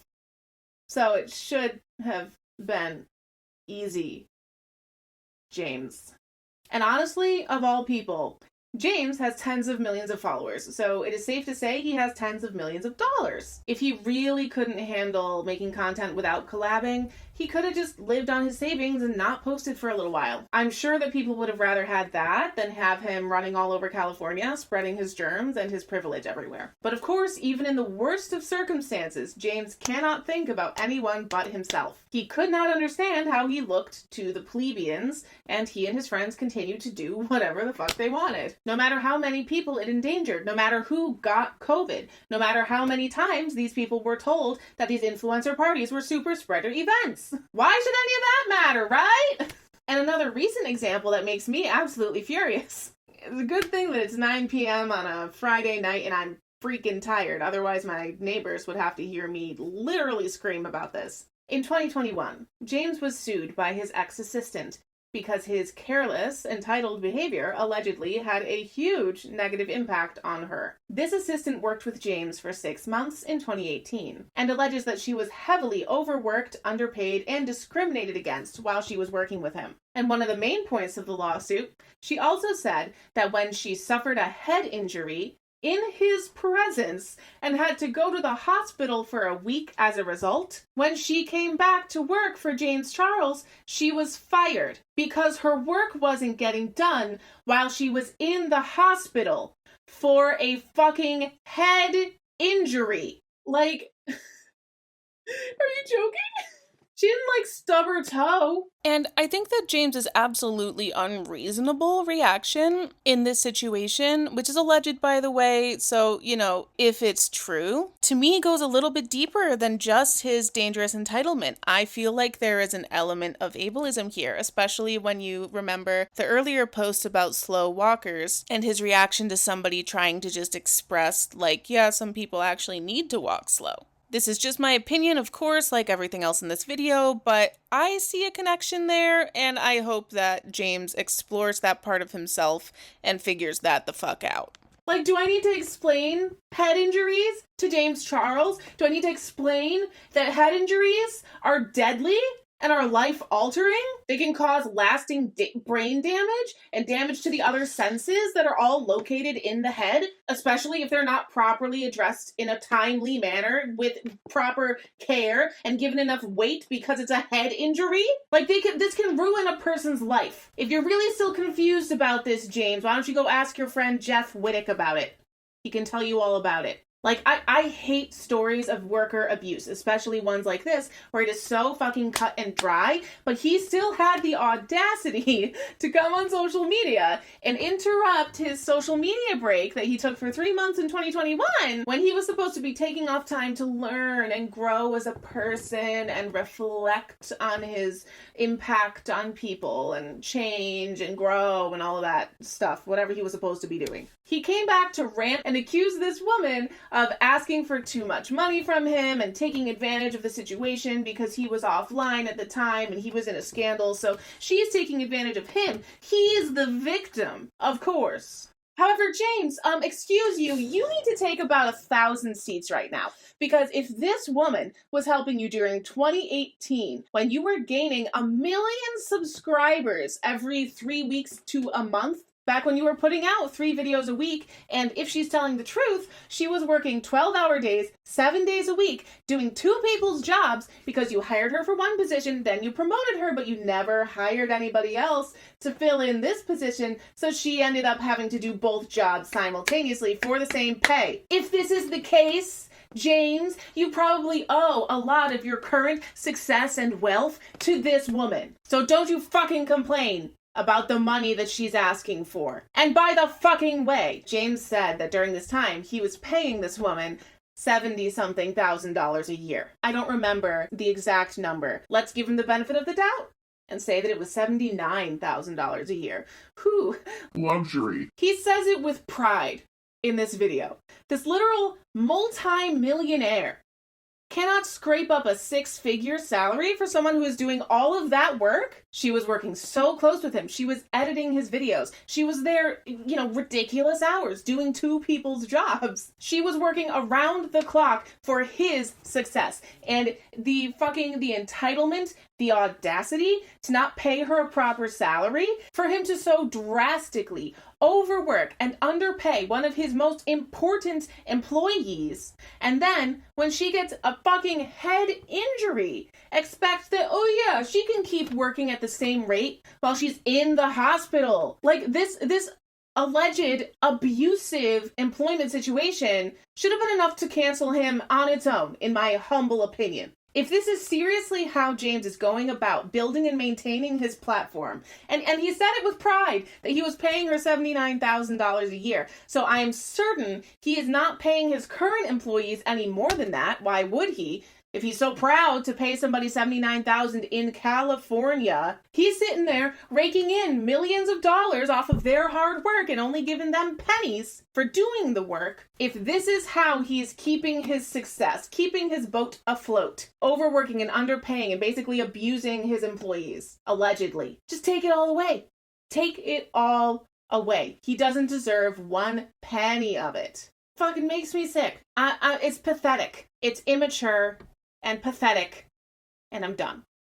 I figured this was a good time to take a quick cat break before we end the video. This has been an intense one, but ultimately I still want everyone to leave here feeling good. So here's Jupiter, just having a fine time, completely unaware of James Charles, and still able to live a happy life. It's almost as if we'd all be just fine if James was completely removed from all of our lives. Imagine that.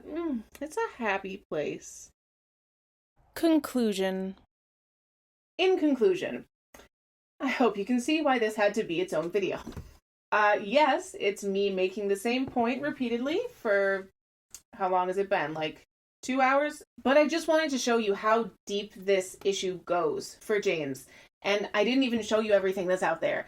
And we still have another video on this topic. And now that I've pointed out this dangerous entitlement, this willingness to hurt other people to get what you want, you might notice it in other influencers as well. I know that I have once I started seeing this trend in James's career. And I personally think that it's something worth calling out, especially when it is so threaded through and incorporated into somebody's entire career path, like in James's case.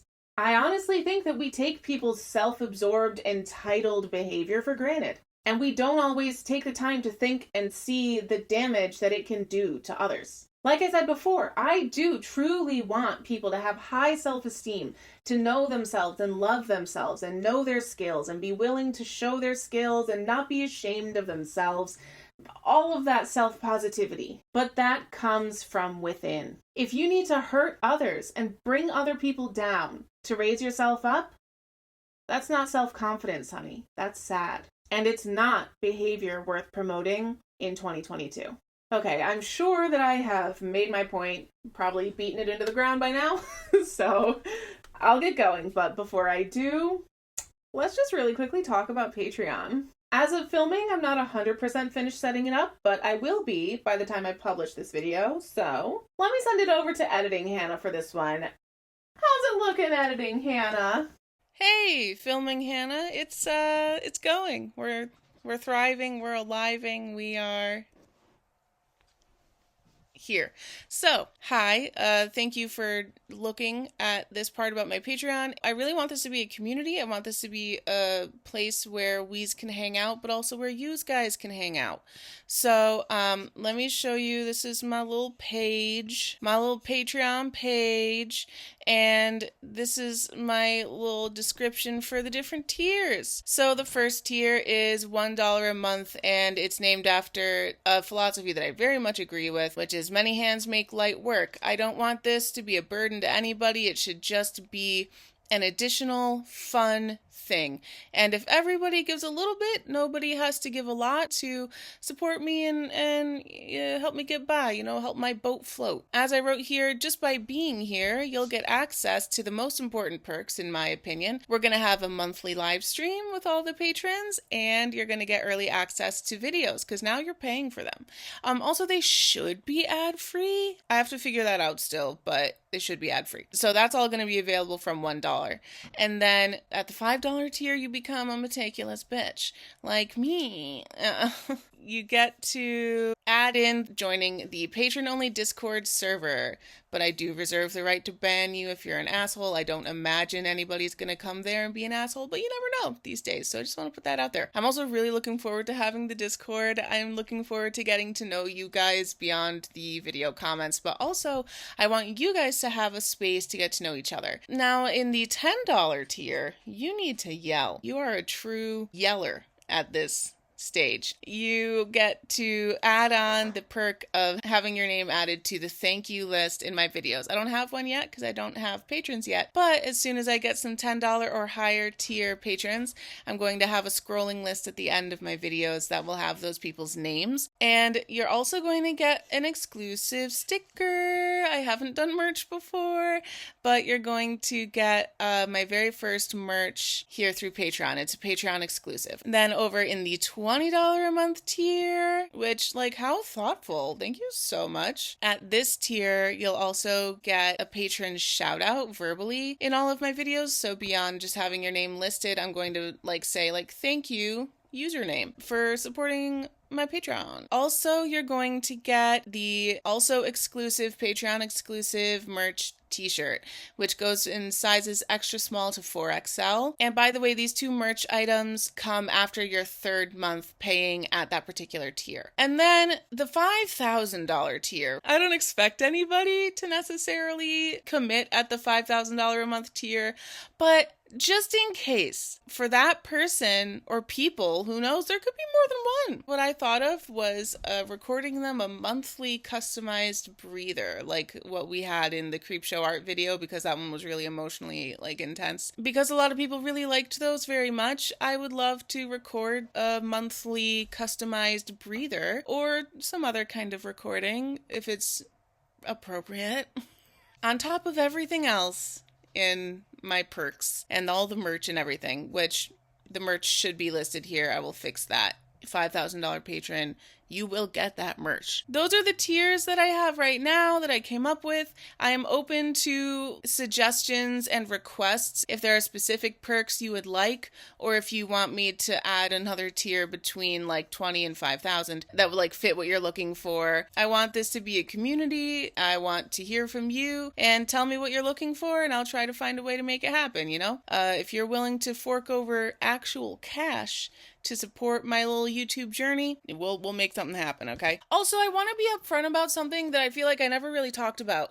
I'm not doing school anymore. It was just really hard to do the full-time job and school, and it was really mentally, basically I wasn't retaining the information that I was learning at school, and I was learning for the test, and I could pass the test, and then immediately I felt it all just vanishing from my brain, and I was I really need to know this. No, it can't leave. I need it. I know that when my brain is doing that, it's because of mental overload. And so I'm trying to maybe wait a year or 2 or even 3.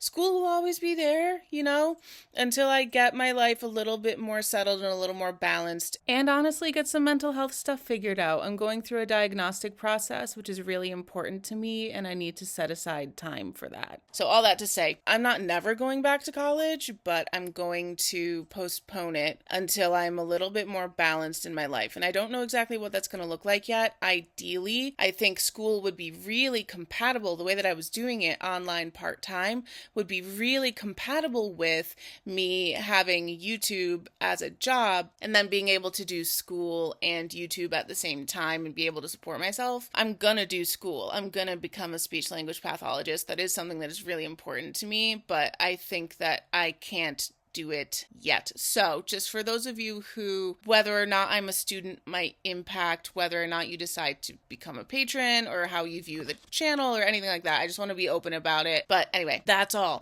This is my Patreon. It's mostly I really just want to hang out with you guys and get to know you and give you a place to get to know me a little bit more personally. Please feel free to give me your feedback or requests. I'm here to listen as much as I am here to yell. So with that, let's go back to filming. Hannah, how's it going, girl? Thanks, editing Hannah. Wow, what a great looking, nice Patreon. Oh boy, here I go. Ready to patron to that Patreon.